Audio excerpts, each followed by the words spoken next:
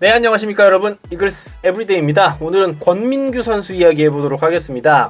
이번 2025 드래프트 2라운드 2번, 즉 전체 12번 픽으로 뽑은 세강고등학교 출신의 좌완 권민규 투수에 대한 이야기를 참 제가 생각해도 너무 안 했었던 것 같습니다. 그래서 오늘 한번 준비를 해봤습니다.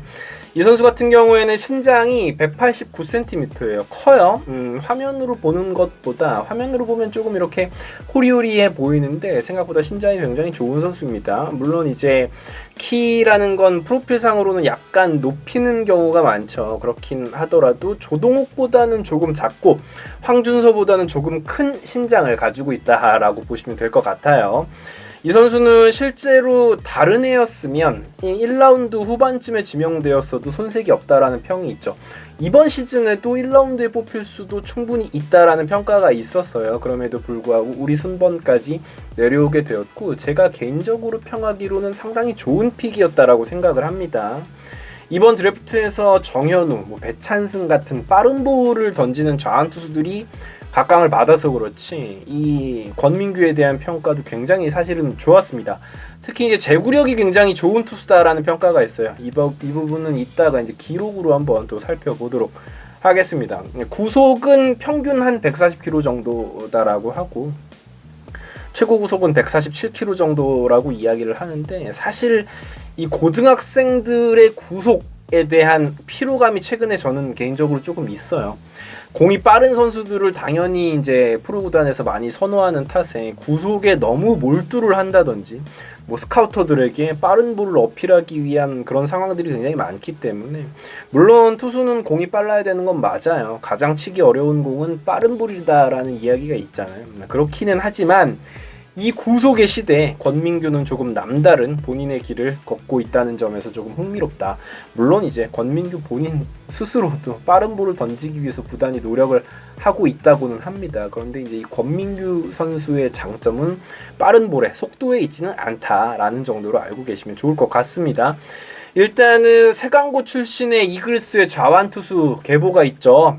송진우 투수 그리고 박정진 선수가 있습니다. 제가 그래서 오늘은 특별히 이제 송진우 선수 유니폼을 입고 방송을 하고 있는데요. 이 두 투수의 면면만 봐도 기대를 안 하기는 힘들다. 세강고를 나온 좌완 투수들이 하나같이 이제 하나이글스의 레전드들이죠. 송진우 투수야 우리나라 역사상 최고의 좌완 투수 중 한 명이고, 박정진 선수 역시 우리에게 좋은 기억을 굉장히 많이 가져다준 선수이기 때문에 말이죠. 그 계보를 이어가주면 좋겠다라는 생각을 합니다. 이제 구종은 140km 정도의 패스트볼과 체인지업, 슬라이더, 포크볼, 즉 이제 좌우 타자에게 사용할 수 있는 볼들을 우선은 다 갖추고 있는 선수예요. 이 권민규 선수는 말이죠. 그런데 이제 한 120km 정도 형성되는 커브볼은 조금 이제 프로에서 연마할 필요는 있어 보입니다. 구속의 차이를 둬야지만 이 프로 레벨에서는 성장을 할 가능성이 높기 때문에, 조동욱이라든지 김기중 같은 선수들을 보면 알 수 있듯이 프로 레벨에서 밋밋한 변화구는 그냥 넘어갑니다. 칠하고 주는 볼밖에 안 되기 때문에 이 권민규 선수의 변화구 완성도를 이제 갈고 닦는 부분이 이번 겨울에 굉장히 중요할 것으로 보여요. 자기만의 장점이 이제 특화된 구종이 반드시 필요한 곳이 바로 이 프로야구 무대입니다.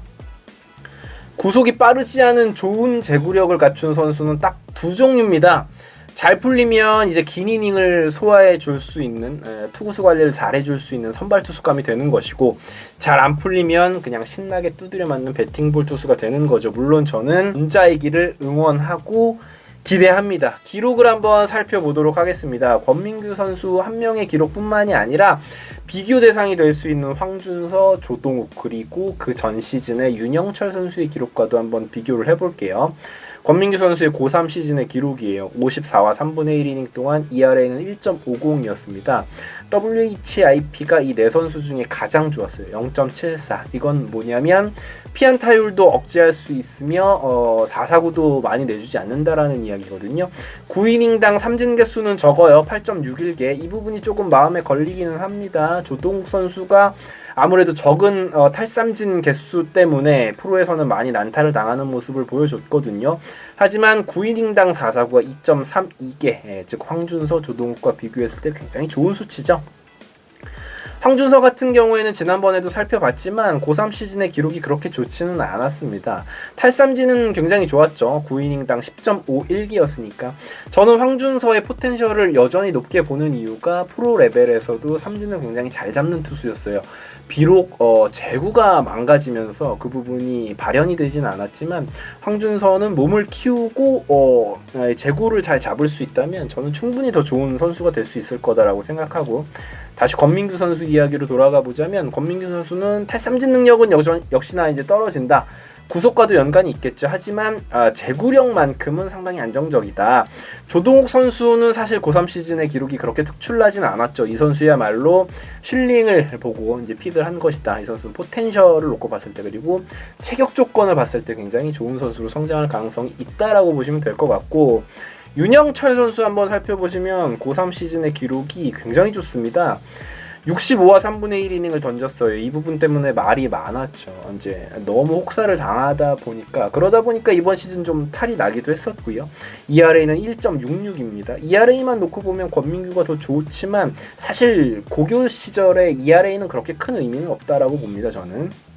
WHIP도 역시 윤영철도 좋았어요. 0.83.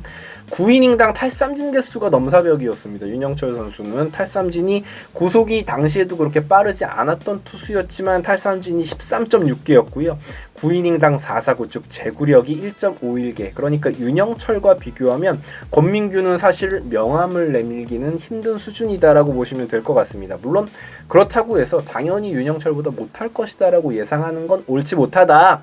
왜냐하면 뛰는 무대가 달랐고 상대하는 타자들이 다르기 때문에 뭐 그런 부분에 있어서 똑같이 비교할 수는 없다라고 생각합니다. 저는 권민규 선수의 기록을 보고 굉장히 좋은 평가를 내릴 수밖에 없다라고 생각을 합니다. 특히나 이 WHIP 수치, 이닝당 출루 허용률을 봤을 때는 저는 권민규가 충분히 안정적인 피칭을 해줄 수 있을 것이다라고 생각하고, 얼마만큼 장타를 억제할 수 있느냐가 중요하다고 봐요. 결국 보더라인 피칭이 이루어질 수 있느냐가 중요한데, 지금 보시면 이글스TV 보셔서 다들 아시겠지만 신인들 다들 이제 합류해서 컨디셔닝 점검하고 있고 불펜 피칭도 곧 할 것이거든요.